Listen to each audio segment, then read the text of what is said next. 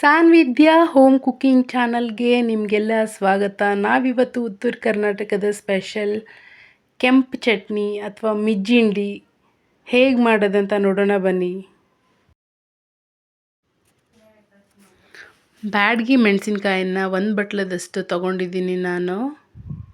ಒಣ ಮೆಣಸಿನ್ಕಾಯಿ ಇದ್ದು ಇದನ್ನ ನಾವು ನೀರಲ್ಲೇ ಹಾಕಿಬಿಟ್ಟು ಒಂದು 5ರಿಂದ 6 ಗಂಟೆಗಳ ಕಾಲ ಇದನ್ನು ನೀರಲ್ಲಿ ನೆನೆ ಹಾಕಬೇಕು.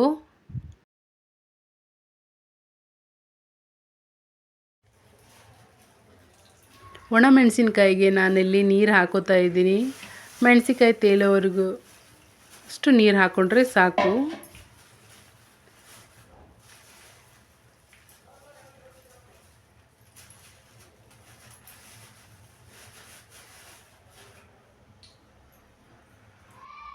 ಈ ಮೆಣಸಿನ್ಕಾಯಲ್ಲಿರೋ ನೀರನ್ನೆಲ್ಲ ಹಿಂಡಿ ನಾನು ತೆಗ್ದಿದ್ದೀನಿ.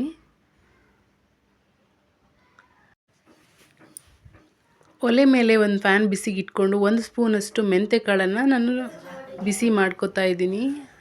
ಇದು ಬಿಸಿ ಆದಮೇಲೆ ಒಂದು ಬೌಲಿಗೆ ಹಾಕ್ಕೊಂಡ್ರೆ ಆಯಿತು.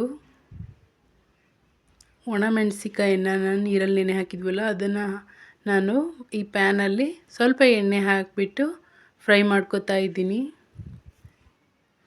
ಇದು ಮೆಣಸಿನ್ಕಾಯಲ್ಲಿರುವ ನೀರಿನ ಅಂಶ ಹೋಗುವವರೆಗೂ ನಾವು ಇದನ್ನು ಫ್ರೈ ಮಾಡ್ಕೋಬೇಕು. ಸ್ವಲ್ಪ ಕಲರ್ ಚೇಂಜ್ ಬರಬೇಕು. ಅಲ್ಲಿವರೆಗೂ ನಾವು ಇದನ್ನು ಫ್ರೈ ಮಾಡ್ಕೋಬೇಕು.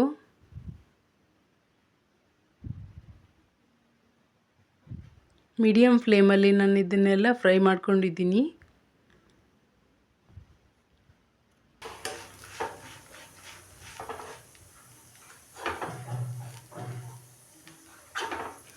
ಸ್ಟವ್ನ ಆಫ್ ಮಾಡ್ಕೊಂಬಿಡೋಣ. ಸ್ವಲ್ಪ ಹುಣಸೆಹಣ್ಣು ಹಾಕೋತಾ ಇದ್ದೀನಿ ನಾನು.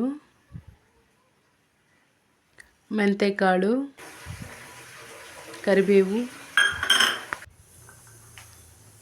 ಒಂದು ಚಿಕ್ಕ ಬೆಳ್ಳುಳ್ಳಿ ಗಡ್ಡೆಯನ್ನು ಹಾಕ್ಕೊಂಡಿದ್ದೀನಿ, ಬೆಲ್ಲ, ಜೀರಿಗೆ, ಉಪ್ಪು. ಖಾರ ಜಾಸ್ತಿ ಬೇಕಂದರೆ ನೀವು ಬೆಲ್ಲದ ಪ್ರಮಾಣ ಕಡಿಮೆ ಹಾಕ್ಕೊಳ್ಳಿ. ಖಾರ ಸ್ವಲ್ಪ ಕಡಿಮೆ ಬೇಕು ಅಂದರೆ ಬೆಲ್ಲ ಸ್ವಲ್ಪ ಜಾಸ್ತಿ ಹಾಕ್ಕೊಳ್ಳಿ. ಇದನ್ನೆಲ್ಲ ಚೆನ್ನಾಗಿ ನಾವು ರುಬ್ಕೊಂಬರೋಣ. ನುಣ್ಣಗೆ ರುಬ್ಬಬೇಕು. ನೀರೇನು ಹಾಕಬಾರ್ದು, ಹಾಗೆ ರುಬ್ಬಬೇಕು.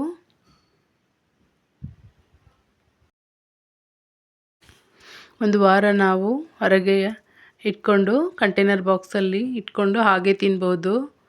ಫ್ರಿಜ್ಜಲ್ಲಿ ಇಟ್ಕೊಳೋದಾದರೆ ಒಂದು 15 ದಿನಗಳ ಕಾಲ ನಾವು ಇಟ್ಕೊಂಡು ತಿನ್ಬೋದು. ಫ್ರೆಶ್ ಆಗಿರುತ್ತೆ ಚಟ್ನಿ. ನುಣ್ಣಗೆ ರುಬ್ಕೊಂಬಂದಿದ್ದೀನಿ ನಾನು. ನೋಡಿ ಎಷ್ಟು ಚೆನ್ನಾಗಿ ಕಲರ್ ಬಂದಿದೆ.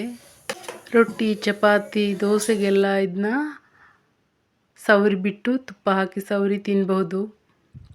ತುಂಬ ಚೆನ್ನಾಗಿರುತ್ತೆ ಚಟ್ನಿ. ನಾನು ಚಿಕ್ಕವಳಿದ್ದಾಗ ನನ್ನ ತಂದೆ ನನಗೆ ರೊಟ್ಟಿಗೆ ಬೆಣ್ಣೆ ಹಾಕಿಬಿಟ್ಟು ಮೇಲೆ ಕೆಂಪು ಚಟ್ನಿ ಸವರಿ ರೋಲ್ ಮಾಡಿ ಕೊಡ್ತಾಯಿದ್ರು.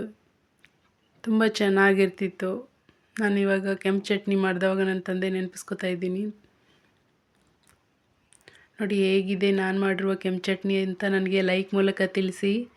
ಹೀಗೆ ನನ್ನ ಚಾನಲನ್ನು ಸಪೋರ್ಟ್ ಮಾಡ್ತಾಯಿರಿ. ಲೈಕ್ ಮಾಡಿ, ಶೇರ್ ಮಾಡಿ, ಸಬ್ಸ್ಕ್ರೈಬ್ ಮಾಡಿ.